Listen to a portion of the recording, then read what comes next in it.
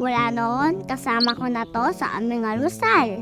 Sapag, bidang masarap na tinapay mula sa panaderya ng may bisiha. Naging paborito ko ang all-day breakfast at kape nila na makarating na sila dito sa Manila. Nang naging full-service restaurant sila at napadpad ng Tagaytay, sumikat ang panlasang makabayan dahil sa kanilang masarap na pansalo-salong ulam. Are you at the airport? Before your flight, you definitely won't regret trying the arroz alat sangin. Agawid ti probinsya, ket kaduam latta ijay bas ti paborito nga merienda.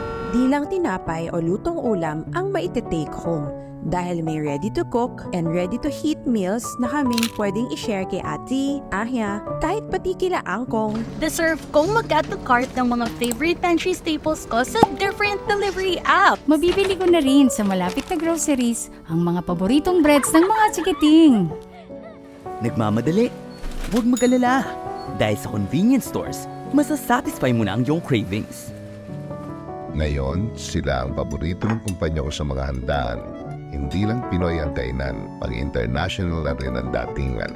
Mapa-corporate event man? At kahit ano pang okasyon, mapa-Catonings Restaurant or on our own. Kasama namin sila sa aming salo-salo.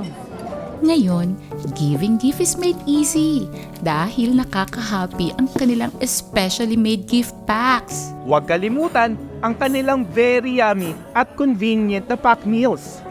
Hindi lang namin kayo bubusugin. Dahil sa sariling kitchen commissary namin, kahit sa inyong negosyo, kami pwedeng partner nyo na rin.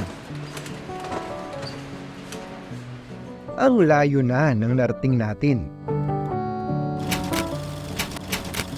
Salamat.